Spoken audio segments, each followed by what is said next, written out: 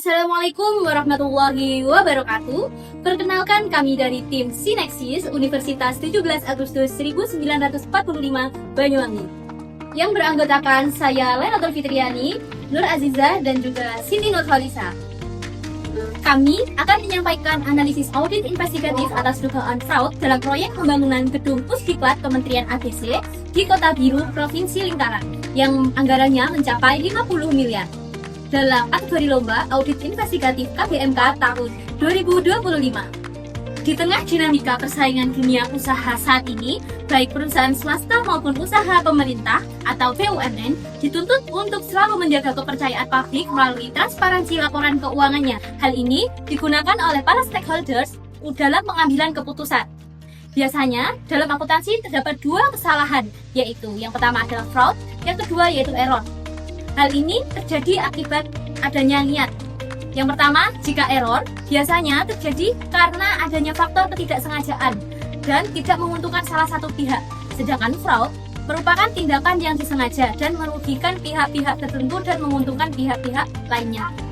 ACFE mengklasifikasikan fraud menjadi 3 kategori. Yang pertama adalah penyalahgunaan aset, yang kedua adalah korupsi, dan yang ketiga adalah kecurangan laporan keuangan.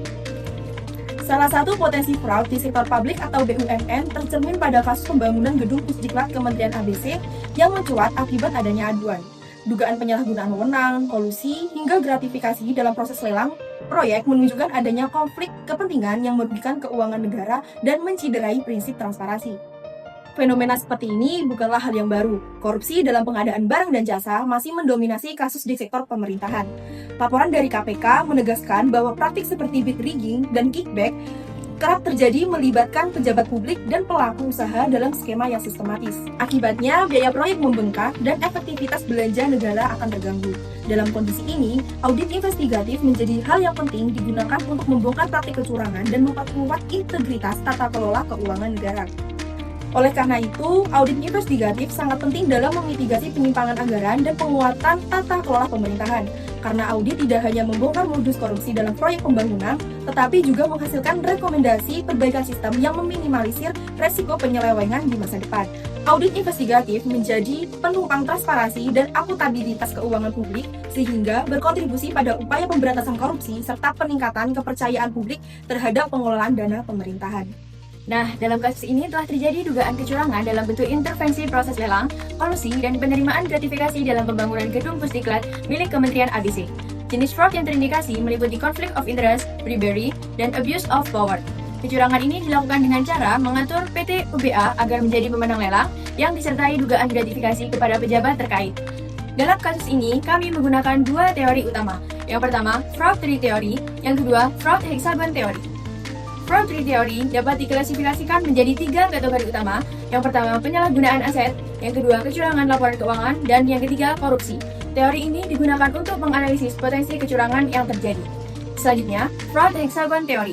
Disebutkan bahwa fraud dapat terjadi akibat 6 unsur yang mempengaruhinya, dikenal sebagai model score, stimulus, capability, collusion, opportunity, rationalization, dan ego.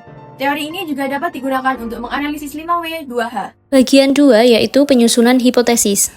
Penulis menduga telah terjadi kasus fraud dalam pembangunan gedung yang dilakukan oleh saudara FH. Dari tindakan tersebut, mengacu pada 6 elemen penting dalam teori heksagon, yaitu karena adanya tekanan, peluang, rasionalisasi, kemampuan, ego, dan kolusi. Kemudian dikembangkan lagi menjadi beberapa pertanyaan yang mendukung, yaitu 5W 2H. Ada what, who, where, when, why, how, dan how much. Apa digunakan untuk mengetahui jenis kecurangan atau fraud yang dilakukan? Siapa digunakan untuk mengetahui pihak-pihak terduga yang melakukan penyimpangan? Di mana digunakan untuk mengetahui lokasi terjadinya penyimpangan? Kapan digunakan untuk mengetahui waktu terjadinya penyimpangan? Mengapa digunakan untuk mengetahui penyebab terjadinya penyimpangan? Bagaimana digunakan untuk mengetahui latar belakang penyebab terjadinya penyimpangan? How much digunakan untuk mengetahui jumlah kemungkinan kerugian yang dialami. Yang selanjutnya adalah menyusun rencana audit investigatif. Sebagai tindak lanjut dari pengaduan masyarakat dan rekomendasi Inspektorat Jenderal, disusun rencana audit investigatif untuk mengungkap dugaan kecurangan dalam proyek pembangunan gedung Pusdiklat Kementerian ABC.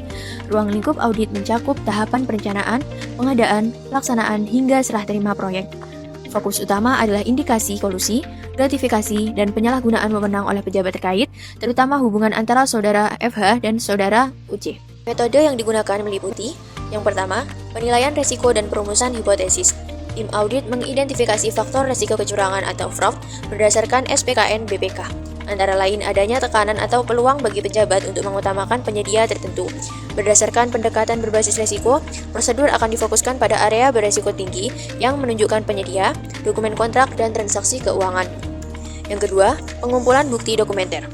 Tim memperoleh bukti percakapan digital dan rekam jejak hubungan personal antara FH dan UC, dokumen pendukung operasional dan keuangan proyek, seperti DIPA, daftar isian pelaksanaan anggaran, rencana anggaran biaya RAB, dokumen lelang, misalnya seperti undangan, daftar peserta, risalah evaluasi, kontrak dengan PT UBA, serta laporan progres fisik atau keuangan proyek. Selain itu, dikumpulkan catatan organisasional atau struktur, SOP pengadaan, dan komunikasi resmi atau informal terkait, seperti notulen rapat dan surat masuk. Sesuai pedoman audit investigasi, auditor wajib mengumpulkan bukti yang relevan dan kompeten melalui dokumen operasional dan laporan kegiatan.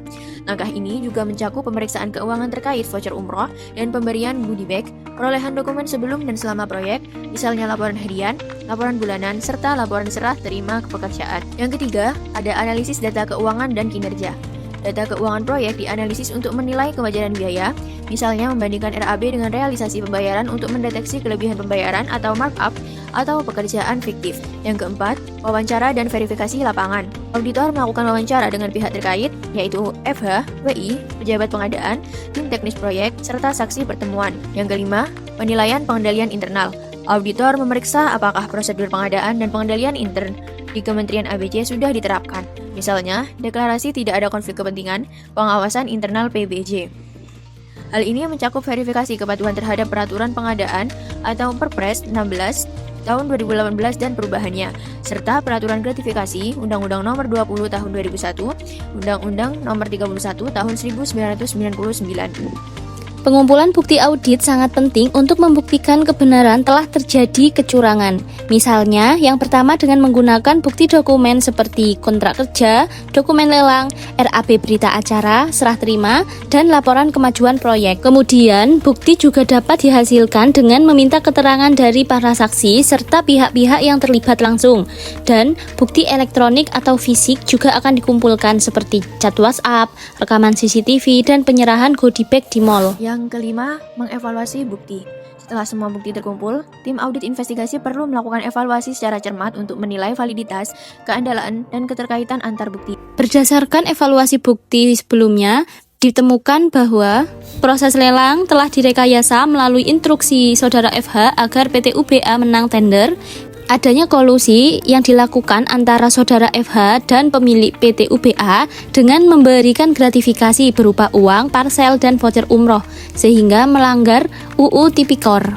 Yang ketiga, saudara FH menyalahgunakan wewenangnya dan memanfaatkan lemahnya pengendalian internal. Yang keempat, ditemukannya bukti gratifikasi berupa barang dan voucher yang diterima oleh saudara FH.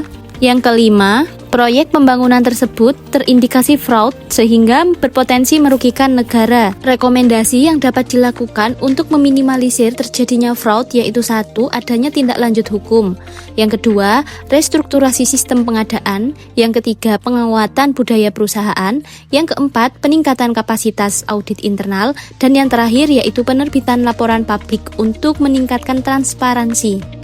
Jadi, bisa kami simpulkan bahwasanya audit investigatif terhadap proyek pembangunan gedung Pusdiklat Kementerian ABC secara tegas menunjukkan bahwa praktik fraud telah terjadi secara sistematis dan terstruktur, melibatkan pelaku internal yaitu saudara FH dan WI, serta pihak eksternal saudara UC sebagai pemilik kontraktor PT UBA. Pola fraud yang teridentifikasi tidak bersifat insidental, melainkan merupakan hasil dari eksploitasi kelemahan tata kelola atau governance failure dalam proses pengadaan barang atau jasa.